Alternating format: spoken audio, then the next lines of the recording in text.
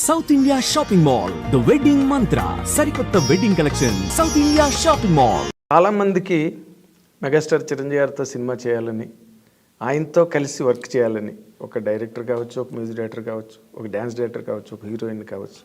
ఎప్పుడో రాశాను నేను గతంలో ఆయన మీద, దాదాపు 25 ఏళ్ల క్రితం. అందరి గమ్యం చిరంజీవి గారని. అలాంటి గమ్యాన్ని మీరు 2 చేతులతో పట్టుకున్నారు. How is your feeling about it? అంటే అది వి కాంట్ ఎక్స్ప్రెస్.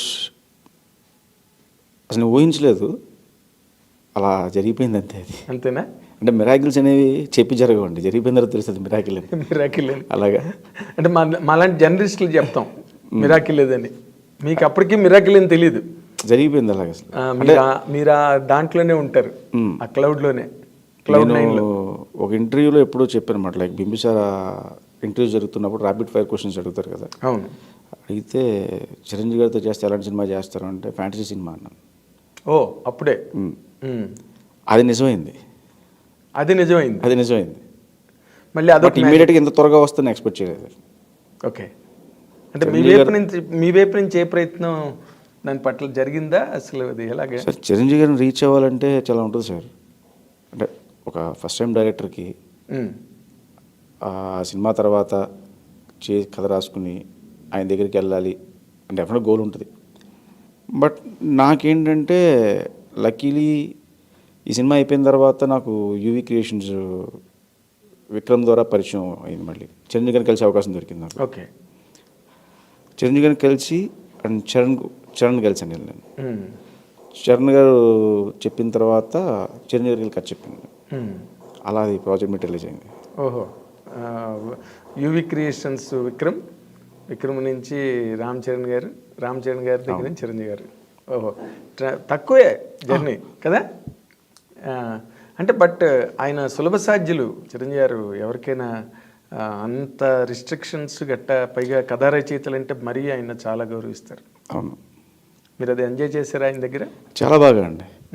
అంటే బయట నుంచి చూసినప్పుడు ఎలా ఉంటుందంటే, అమ్మో చిరంజీవి గారా రకరకాలుగా వినపడుతుంది.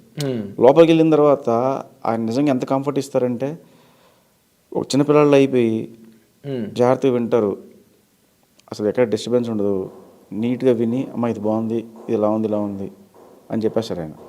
అందులో పెద్ద కన్ఫ్యూజ్ చేయడం కానీ అలాంటిది ఏమి ఉండదు. అంటే ఆయన నాకు ఫస్ట్ టైం వెళ్ళినప్పుడు ఒకటే మాట చెప్పారండి, అమ్మ కథ చెప్పడానికి వచ్చావు, నువ్వు చెప్తున్నది ఒక మెగాస్టార్ చిరంజీవి గారికి అనే విషయం మర్చిపో, నువ్వు హిట్ సినిమా తీసిన డైరెక్టర్ అనే విషయం మర్చిపోయి ఒక ఆడియన్గా, ఒక ఫ్రెండ్కి ఎలా కథ చెప్తావు అలా చెప్పు, ఫ్రీగా ఉండవు అని నాకు అనిపించింది. నేను చెప్తాను, ఇన్సిడెంట్గా అనిపిస్తాయి కదా, అలా నేను చెప్తాను, నచ్చితే ఇంప్లిమెంట్ చేయి, లేదు అంటే ఎందుకు నచ్చదు నాకు చెప్పే. సో అండ్ కాల్ నీదే లాస్ట్లో. ఓకే, ఆ ఫ్రీడమ్ ఇచ్చారండి నాకు. అవునా? దానివల్ల ఆయనతో నాకు ఇంటరాక్షన్ కూడా చాలా బాగా కుదిరేది. ఆయన దగ్గరికి వెళ్ళినప్పుడల్లా 1 hour 2 hours స్పెండ్ చేయడం నేను అక్కడ, అంత బాగా జరిగింది. అదే ఒక హోమ్లీ ఫీలింగ్. అవును, కంఫర్ట్ ఇస్తారు ఫస్ట్. ఎస్, అది అందరూ ఎంజాయ్ చేసే అట్మాస్ఫియర్. ఒక జర్నలిస్ట్కి కానీ, ఒక డైరెక్టర్కి కానీ, ఒక రైటర్కి కానీ.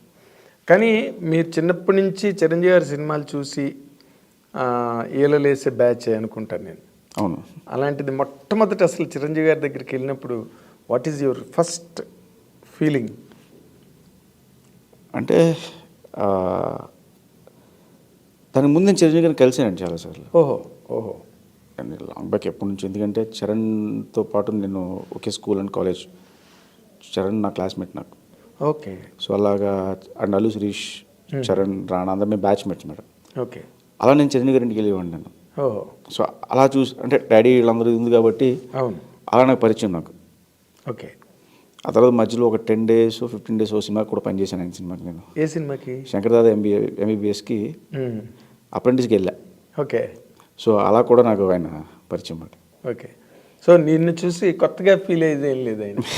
కొత్త కుర్రాడు వచ్చాడు నా. బట్ డెఫినెట్గా అప్పుడు ఏదో మామూలుగా, ఇప్పుడు డైరెక్టర్కి వెళ్ళినప్పుడు ఒక ఎక్సైట్మెంట్ ఉంటుంది. ఎస్ చిరంజీవి గారు కథ చెప్తున్నావు. ఎస్, ముందు రోజు రాత్రి ఎలాగా ఖచ్చితంగా ఆ టెన్షన్, ఆబ్వియస్లీ ఆ టెన్షన్ ఉంటుందండి. అవునా? ఏంటి, what is the special homework మీరు చేసింది? చిరంజీవి గారికి రేపు కథ చెప్పబోతున్నావు, and all time great hero, and of course మీకు ఫ్యామిలీతో రిలేషన్ కూడా ఉంది కాబట్టి. అంటే ఒకటి చెప్తాను సార్, హీరో డైరెక్టర్ ఎంత ఫ్రెండ్స్ అయినా అవ్వచ్చు, లేకపోతే వేరే రిలేషన్ అయినా ఉండొచ్చు, కానీ కథ నచ్చిందే సినిమాలు చేస్తారు సార్ ఎవరన్నా. మనం చెప్పే కథ నచ్చాలి. ఎస్. ఈవెన్ బ్యాక్గ్రౌండ్ కూడా ఒకటే చెప్తే ఎక్కడి దాకా తీసుకెళ్తుంటే ఫోన్ కాల్ వరకు తీసుకెళ్తుంది. సార్ ఐఎమ్ సో అంటే ఓకే రామ్మా అంటారు. అక్కడికి వెళ్ళిన తర్వాత మనం కథ చెప్పి ఒప్పించుకోవాలి. మనం చెప్పే కథ నడిపిస్తే తప్పితే ఓకే ఈ నా ఫ్రెండ్ కొడుకు, లేకపోతే ఈయన నా అబ్బాయి వాళ్ళ అబ్బాయి, అవన్నీ నడవండి. అవును. స్ట్రైట్గా మనం వెళ్ళి చెప్పే కథే మనల్ని నిలబెడుతుంది అక్కడ ఫైనల్ కంటెంట్. ఎందుకంటే కథ విషయంలో ఆబ్లిగేషన్స్ ఇవన్నీ పనిచేయవు. అవును అవును. కథ కంటెంట్ స్పీక్స్ అంతే. ఇప్పుడు ఆయన కథ నచ్చింది కాబట్టి మెటీరియలైజ్ అయిందండి. నచ్చకపోతే అవును వేరే కథ చూసి వేరే వెళ్ళాలి మళ్ళీ. అవును కరెక్ట్ కదా. ఇప్పుడు ఎవరైనా కూడా కంటెంట్ బాగుందంటే ఎప్రిషియేట్ చేస్తారు, వెంటనే ముందుకు వస్తారు ప్రాజెక్ట్ చేయడానికి. And the same case with you now.